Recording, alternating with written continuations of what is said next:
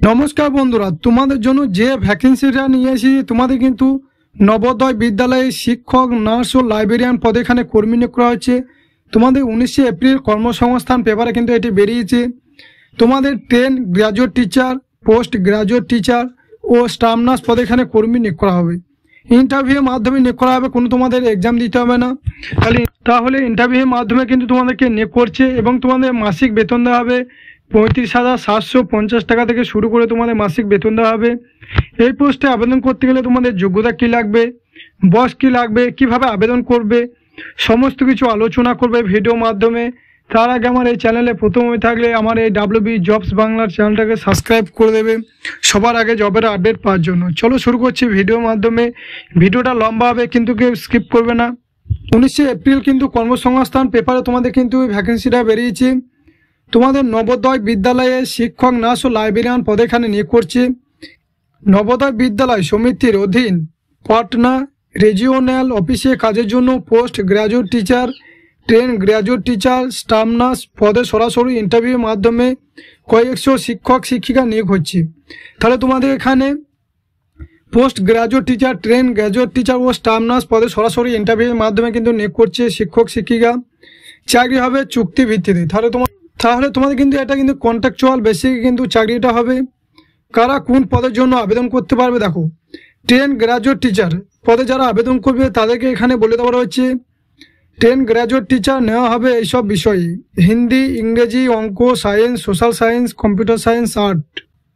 তাহলে তোমাদের কিন্তু 10 গ্র্যাজুয়েট টিচার নিয়োগ করা হবে কোন কোন বিষয়: হিন্দি, ইংরেজি, অঙ্ক, science, social science, computer science, art, music, librarian, physical education, Bangla. তাহলে তোমাদের এইসব বিষয় কিন্তু তোমাদের 10 গ্র্যাজুয়েট টিচার নিয়োগ করা হচ্ছে। তাহলে তোমাদের 10 গ্র্যাজুয়েট টিচার নিয়োগ করা হচ্ছে। দেখো, তোমরা যারা 10 গ্র্যাজুয়েট টিচার সায়েন্স পদে আবেদন করবে তাদেরকে biology, life science, বটানি, zoology, chemistry বিষয়ে পাস অথবা অনার্স গ্র্যাজুয়েটরা মোট অন্তত 50% নাম্বার পেয়ে থাকলে আবেদন করতে পারবে।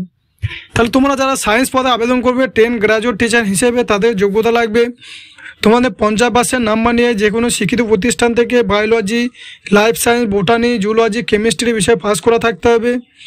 তার সাথে বলে দেওয়া রয়েছে এখানে রিজিওনাল কলেজ অফ এডুকেশন বা NCTER শিক্ষিত প্রতিষ্ঠান থেকে মোট অন্তত 50% নাম্বার নিয়ে ও সংশ্লিষ্ট বিষয়ে অন্তত 50% নাম্বার নিয়ে 4 বছরে ইন্টিগ্রেটেড কোর্স পাসরাও এখানে যোগ্য।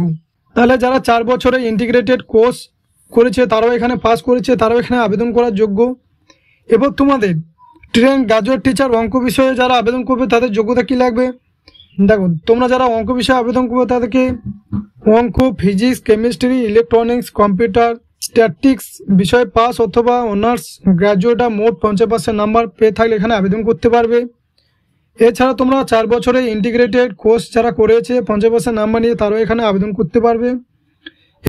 এরপর তোমরা যারা 10 গ্র্যাজুয়েট টিচার সোশ্যাল স্টাডিজ পদে আবেদন করবে তাদেরকে ভূগোল, ইকোনমিক্স বা রাষ্ট্রবিজ্ঞান বিষয় নিয়ে ইতিহাসে অনার্স গ্র্যাজুয়েটরা অথবা ইতিহাস, ইকোনমিক্স, রাষ্ট্রবিজ্ঞান বিষয়ে ভূগোল অনার্স গ্র্যাজুয়েটরা মোট 50% নাম্বার নিয়ে পাস করে থাকলে এখানে আবেদন করতে পারবে। এছাড়া তোমরা 4 বছরে ইন্টিগ্রেটেড কোর্স করেছো, পাস করেছো, তারা এখানে আবেদন করতে পারবে।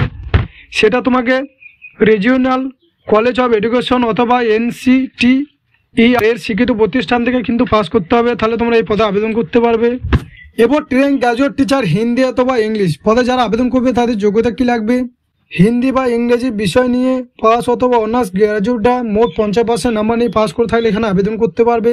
যারা 4 বছরে ইন্টিগ্রেটেড কোর্স পাসরাও এখানে আবেদন করতে পারবে 50% নাম্বার নিয়ে। তোমাদের NCTER শিক্ষিত প্রতিষ্ঠান থেকে কিন্তু পাস করতে হবে।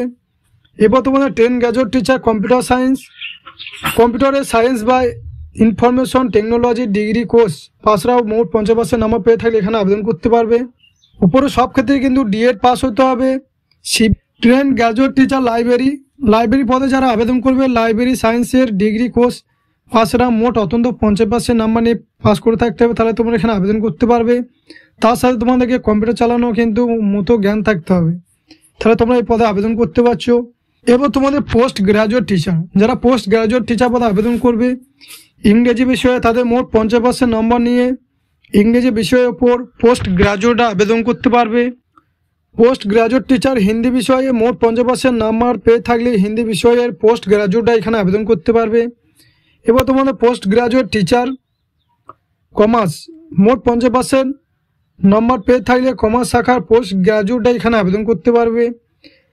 এবার পোস্ট গ্রাজুয়েট ভূগোল পদে যারা আবেদন করবে তাদেরকে যোগ্যতা কী লাগবে, তাদেরকে তোমাদেরকে 50% নাম্বার নিয়ে ভূগোল বিষয়ের উপর পোস্ট গ্রাজুয়েট পাস করা থাকতে হবে, তাহলে তোমরা এখানে আবেদন করতে পারবে। এরপর তোমাদের পোস্ট গ্রাজুয়েট টিচার ইতিহাস 50% নাম্বার ইতিহাস বিষয়ের উপর পোস্ট গ্রাজুয়েটরা এখানে আবেদন করতে পারবে। Post graduate physics applied physics electronic physics ও নিউক্লিয়ার ফিজিক্সে পোস্ট গ্রাজুয়েটরা এখানে আবেদন করতে পারবে। পোস্ট গ্রাজুয়েট টিচার কেমিস্ট্রি মোট 50% নম্বর পেয়ে কেমিস্ট্রি অথবা বায়োকেমিস্ট্রি পোস্ট গ্রাজুয়েটরা আবেদন করতে পারবে। পোস্ট গ্রাজুয়েট ইকোনমিক্স মোট 50% নাম্বার নিয়ে ইকোনমিক্স অ্যাপ্লায়েড ইকোনমিক্স বিজনেস ইকোনমিক্সের পোস্ট গ্রাজুয়েটরা এখানে আবেদন করতে পারবে। পোস্ট গ্রাজুয়েট টিচার অঙ্ক বিষয়ে মোট 50% নম্বর পেয়ে অঙ্ক অথবা অ্যাপ্লায়েড ম্যাথামেটিক্স পোস্ট গ্রাজুয়েটরা এখানে আবেদন করতে পারবে। Post graduate teacher biology 50% number নিয়ে botany zoology life science bioscience genetics microbiology biotechnology molecular biology plant ফিজিওলজির পোস্ট গ্রাজুয়েটরা এখানে আবেদন করতে পারবে। Post graduate teacher computer science পদে কম্পিউটার সায়েন্স অথবা ইনফরমেশন টেকনোলজির মাস্টার ডিগ্রি কিংবা এমএসসি কোর্স পাসরা মোট 50 নম্বর নিয়ে পাস করে থাকলে এখানে আবেদন করতে পারবে। এরপর তোমরা যারা স্টাফ নার্স পদে আবেদন করবে এখানে শুধু ফিমেলদের জন্য নেওয়া হবে। নার্সিংয়ে বিএসসি কোর্স পাসরাও যোগ্য, তাহলে তোমরা স্টাফ নার্স পদে যারা নার্সিংয়ের বিএসসি কোর্স পাস করেছো তারা এখানে যোগ্য।